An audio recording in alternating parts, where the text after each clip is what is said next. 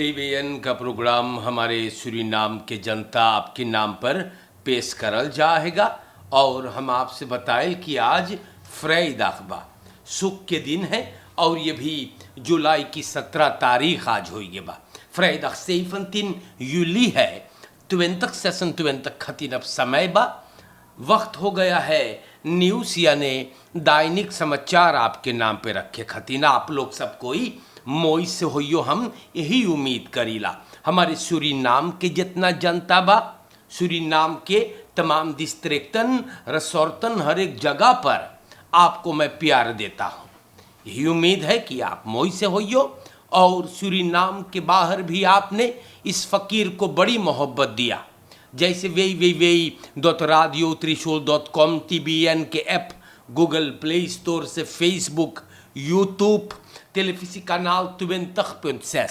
बहुत मोहब्बत आप देले बाटे इस फ़कीर को दैनिक समाचार आपके नाम पर पेश होता है तो सलाम अलैकुम व रहमतुल्लाह हर एक को राम राम नमस्कार खुद मेदा खुद नाफंद खुद मौरख जो भी हो ना आप लोगों की तरफ भेजा जाता है और आगे जाते हुए अगर आपके घर में परिवार में आज खुशियां हैं कोई जन्मदिन विवाह संस्कार निकाह करार पाएगा कुछ भी आपको बधाई और मुबारकबाद अर्ज हैं बीमार हैं आप पीड़ा है दर्द है घरे बाटे सिकन हाउस में बाटे आपके तंदुरुस्ती के लिए हम लोग उस परवरदिगार से गिड़गिड़ाते हैं जनता गुजारिश करते हैं गिड़गिड़ा कर आपके लिए परमपिता परमात्मा से खुदा से हम लोग दुआ की दरख्वास्त करें कि आप अच्छा हो जाए आपके तंदुरुस्ती के लिए दुआ है और हर एक को बेहतर सब कोई जो बीमार है आपके तंदुरुस्ती मिल जाए हम लोग यही चाहते हैं सूरीनाम में आए तो स्वागत है सफ़र करियो आसानी हो जाए और अगर आपके परिवार में कोनो गुजर गे बा तो रेडियो त्रिशूल आप लोगन के दुख में शामिल बा हम लोग आपके बड़ी मोहब्बत के साथ याद करीला और ऐसे हम शुरू करते हैं न्यूज़ यानी दैनिक समाचार आपके नाम तो सबसे पहले वेर बरेख्त होएगा मौसम के बारे में हम आपसे जिक्र कर देई और मई तैयार लोग ही सदिन आज के खरतीन बताई सेगा जी हाँ गौर करें आप हमारे देश के जनता बोले सोनख हेट एन बनाउट हेत स्ट्रेस blijft belangrijkste risico तो आज के लिए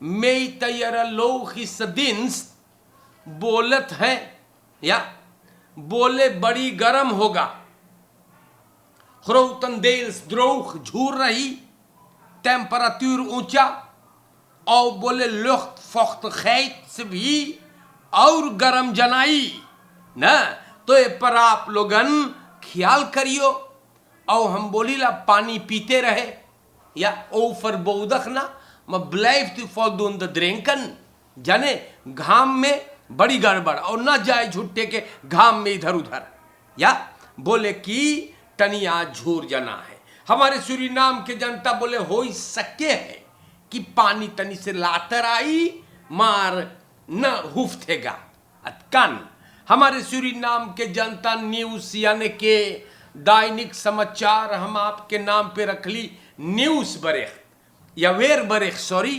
वेर बरेख्त के बाद जब हम लोग आगे चलते हैं तो हम आप लोगन से बताइला ई चीजवन हम रोज बोलीला आप सभी कोई से चिरौरी करील निवेदन करीला एक की फरकेर में आप लोगन और फरांत वर्दलक हो जाए मार juist het omgekeerde gebeurt हमारे जनता देखो फिर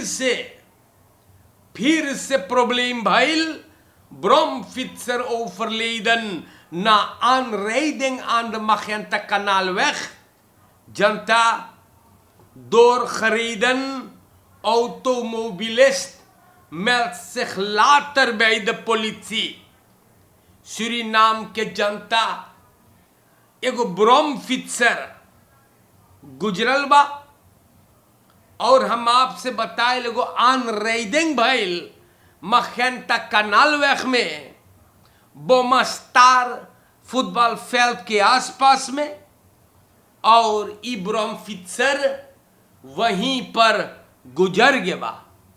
बहुत चोटान बेचारा न, और गुजर गए।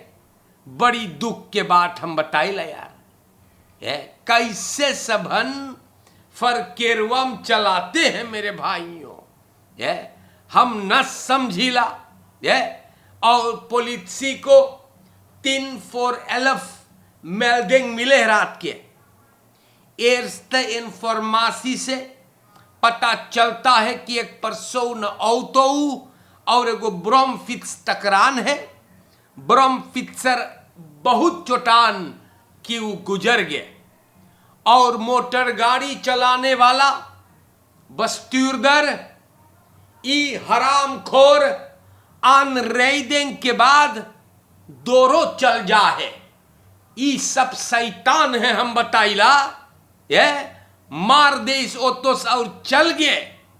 और लाटर पुलिस लगे गइल बा, कोर्टना मेदरनाख्त ये आदमी सांतो बोमा के सिपाही लगे गइल बा। और एक के सबन सुनी सेगा देश के जनता देख तमाशा देशवा में, खाली तमाशा हम बताइला। आन रेडिंग से देख के गो ब्रह्मफित्सर बेचारा गुजर गए बा, और मोटर गाड़ी चलाने वाला ओकर मदद करने के बजाय वहां से भाग जाता है। जनता हम और आगे चलेंगे आपको लेकर के, देखो कैसन कैसन मनई है देश में, वही खात हम बताइला कि आज इंसान के सोच पे घिन आती है।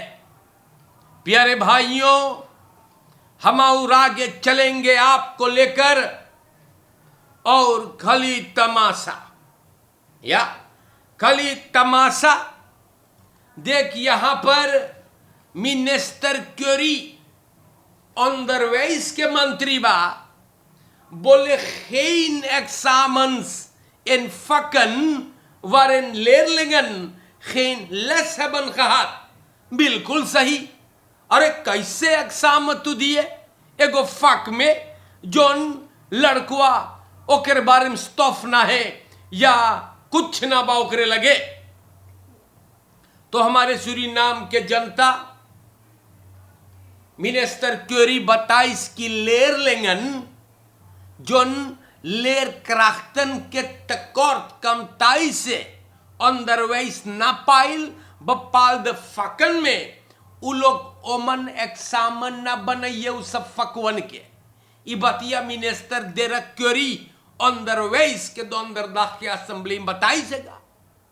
जाने तो देश हमारे सूरीनाम के जनता ई लोग ही का है, तो एगो लड़का जोन ना पाइल है फकुआ कुछ ना है ओकरे लगे सीखे के, तो तू एग्जाम कैसे दिए।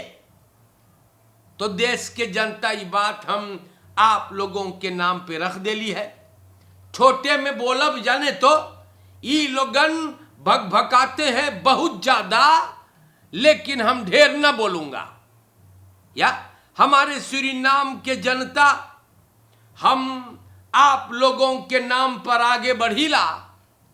देखो यहां पे लिखा देना या नेशनल असेंबली ऐस करे है stevig aanpak veiligheidsproblemen in binnenland।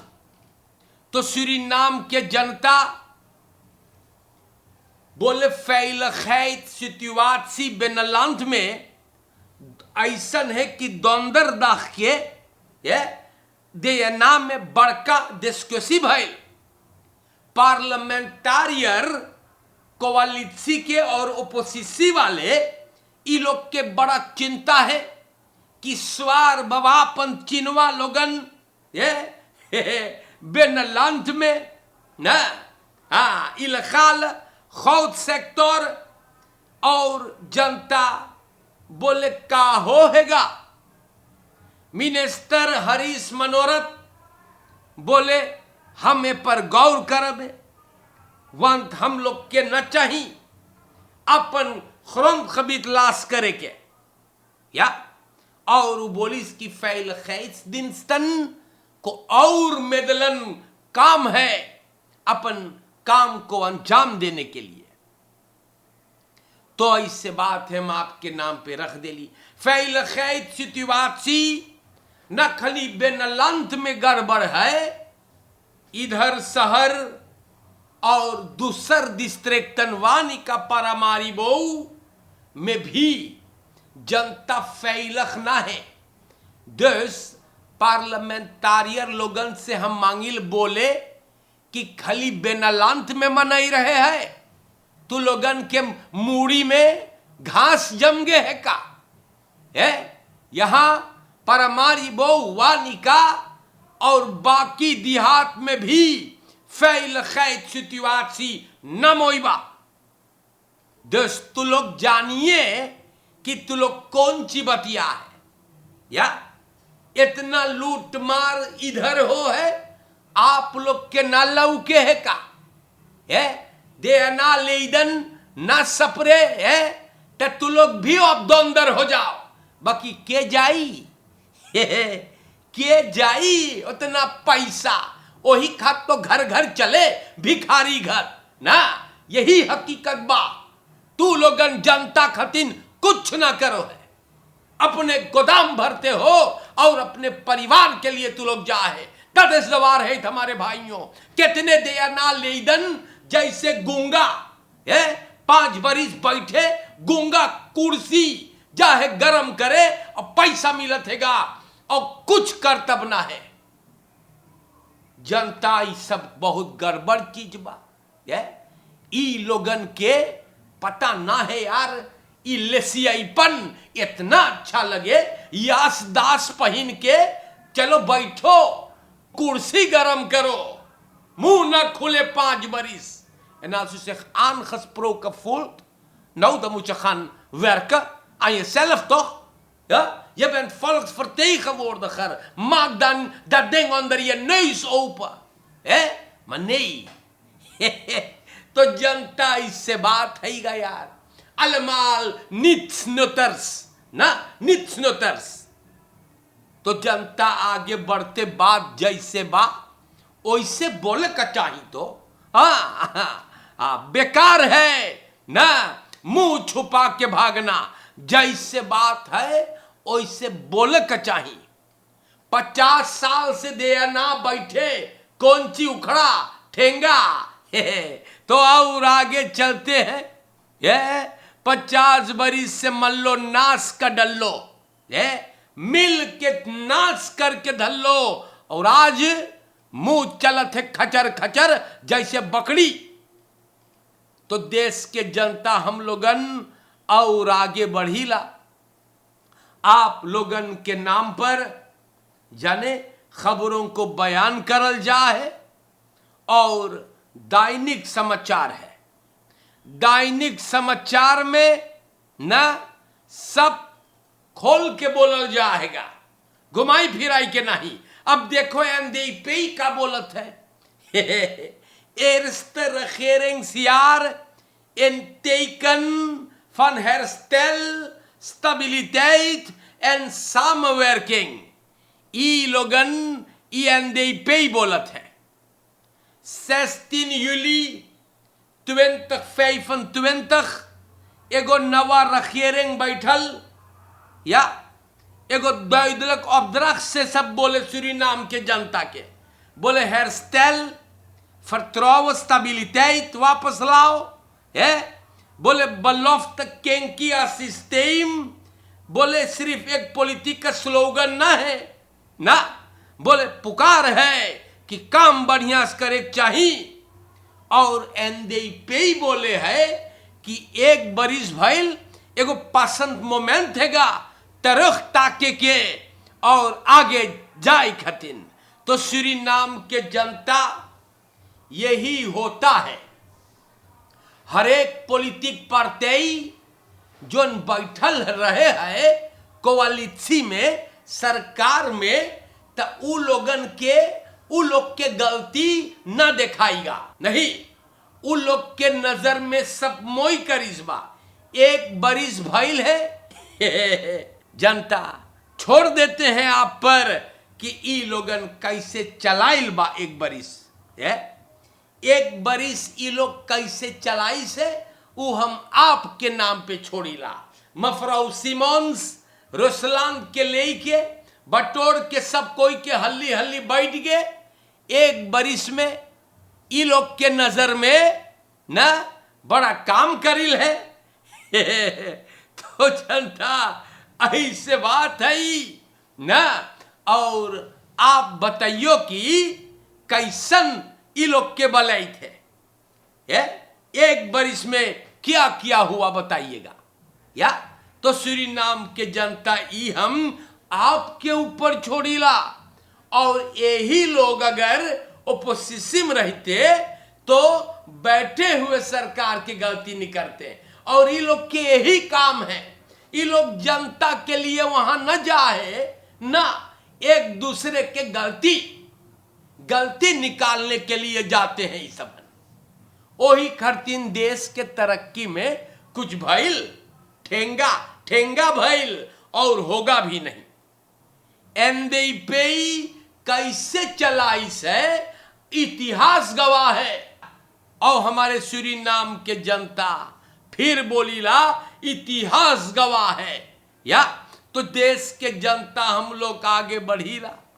या एक बरिस लोग बैठल है जैसे बड़ा बढ़िया काम करीन है तो और आगे चलेंगे आपको लेकर के। या और हम का बताई, रोज आप लोगन से बतियाई के जाइला हम है। रोज दंदरदा कलिया रात के जनता हम बताइल आपसे ब्रोमफित्सर जोन दंदरदा के रात के मखेंता कनाल वेख में एगो नई खंतिनियार के ऑटोमोबिलिस्ट मडारी से जान से द्रियम फेर तखियार के रोनाउट जर बंधन हैगा। पॉलिसी अंदर सुख से सामने आइल हैगा कि इ नई खंतिनियार के नौजवान को रे बवेश न है। और ई हराम खोर मार के ओके भग्य रहा। ये हमारे जनता ई कौन ची मचल बा देश में यार। ये भग गईल जनता हम आपसे बताइला। और एम्बुलेंस आयल ई नौजवान के लिए कुछ ना कर पाई यार। नई खंतिनियार के जोन मडारी से त्रियम्फेर तखियार के बस्ती उधर को कर माई पॉलिसी से कांटेक्ट करीस। और वो बोले कर बेटुआ अनरेदिंग के बाद चल गए ना। और बताइस कि वो अनरेदिंग करे बा सबनों के ले गए। या और हमारे देश के जनता स्कौतु लगे हाजिरी देश बा। और ई नौजवान के रे बवेश ना है तो रे बवेश ना है तो काहे जनता तू डाम पे जाहे ओ तो चलावे सन कहा पगला तोरे मुड़ी में हवा भरल है का और हमारे दोस्तों बिहान और उपम्बार मिनिस्टेरी ऐसे सरफिरे नौजवानों को बिगड़े हुए को छोड़ देगा। वही खत्म बोलीला कि बपाल वेतन और रेखल्स और उपम्बार मिनिस्टेरी वाला भी चाहे टॉयलेट में डाल के स्पूल कर देने के लिए फिर कोनो फरकेर में मर गए बा। कोनो पगला सन कहा के लापरवाही से बगैर रे बवेश से और बिहान ई राक्षस छुट जाई। जनता ई सब मोई चीज बा ना। ई सब भला मोई चीज हैगा। दारम से वेतन मुतवर्द दोर खसपोल्ड ना सेप्टिन टैंक में चाहिए जाए के नॉनसेंस खाली हम बताइला। सूरीनाम के जनता आगे बढ़ते हैं। इन कमीनों के छूट जाने से परिवार के दुख और ताजा हो जाए ना, तो हम आपसे का बोलिया, बहुत तकलीफ होता है। इस सब चीज को पढ़ करके हम बताइला, फैथ करे सबन, जान ले लेते हैं। एंड द वर्ड देश अवारिस हीन खसोंदन। प्यारे भाइयों, आज के लिए इतना काफी है। हम बात जैसे बा वैसे बयान करबे, यही हमारा काम है। या और देश के जनता जब हम लोग का और आगे बढ़ते हैं तो मिलिटेर नहीं खनन तखियार इन बेन खसखोतनारिशी मैट मान दी बकेन स्टार als zombie, तो जोम्बी शैतान मिलिटेर को चुटवा दिया है। देखो ना, बड़ी बबाल देश में भैया हम हरदम बताइला कि प्रॉब्लम अगर ना है तना खोजे झक्की सन कहा ई सबके हर हारी और देशकोसी में न जाइयो। प्यारे भाइयों, फन परमारी बो naar het stadsbestuur van Den Haag Kawish Partiman benoemd tot wethouder। तो सूरीनाम के जनता परमारी बो में पैदा हुआ कविश प्रतिमन बनुम हुआ है तो वेथहाउदर फंड खमेत Den Haag में बहुत विशाल।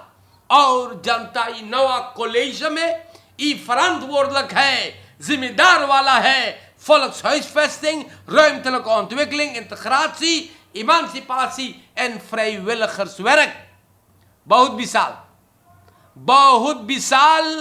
इन नौजवान को जो सूरीनाम में पैदा हुआ कविश प्रतिमन को तेबेयन के तरफ से भी हम लोगों ने बहुत मुबारकबाद पेश करते हैं। और जनता आज के लिए हमने न्यूज़ यानी के दैनिक समाचार को आपके नाम पे रख दिया है। मोई से रहिए और फोर्सेख्तक से रहिए।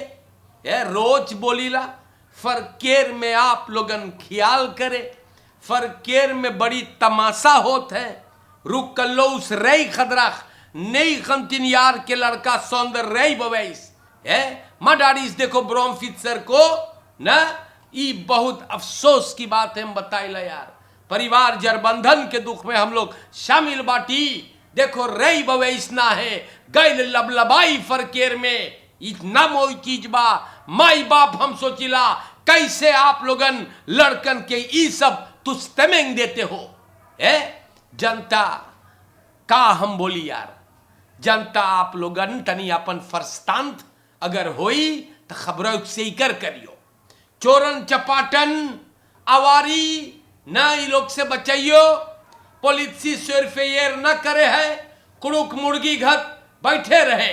जी हाँ, जब ले कोई मेल्डिंग नहीं आता, शायद तेल ना होई, भिकमंगा हो ये देश है, या गाड़ी टूटल होंगे ना। तो प्यारे भाइयों, लड़कन से बतियाइयो। देखो लड़कन का करे है, खाली रोतसोई करे है ना। और अगर आपके खसेन बा फोकस तु से खोपत खसेन या कोनो गंधौरा कलूटा मलिच ना, बहुत मलिच्छन बाटे पतुरियन। सबसे आप लोग होशियारी अपन घर तबाह ना करे है। और अगर प्रॉब्लम आई गए चाहे रेला सो नेलस फेयर में दुई परानिम प्रॉब्लम या कहीं पर कुछ भी प्रॉब्लम, आप सेल्फ मौत के ना सोचे। ये पाप है, हराम है ना। भटकियो कुत्ता घत, ये बहुत खराब चीज है। आप सेल्फ मौत से बचे ना और कमजोर ना बने, मुसीबत के सामना करें। यही पैगाम है हमारे आपके लिए। वन बहुत जने प्रॉब्लम से बड़ी आफत चीज का डाले है या दोस्त ना करिए सेल्फ मौत मान ना मोई चीज बा। और खत्म करे से पहले जनता नमक हराम लबलबहा बेशरम मलिच गंधौरा कलूटा कुलच्छन चपरहा ई लोग से बहुत बचाइयो ना। ई खपचहा गंधौरन के तू देखते जान जाइए, मुंह गिर गए इन कमीनों के ना। और ई लोगन से बहुत होशियारी से, सरलहा लोगन से बचाइयो ना। देश के जनता, देश के बाहर आपने बड़ी मोहब्बत दिया ना, तो आपको भी बहुत शुक्र अदा करता हूं। और जो लोग नेगेटिव है, नीच है, शैतान, गंधौरन से आप ताल्लुक ही ना रखे, और यही सही होगा ना। तो मोई से रहियो। और आज के लिए फिर भी शुक्रिया। दैनिक समाचार खत्म होता है।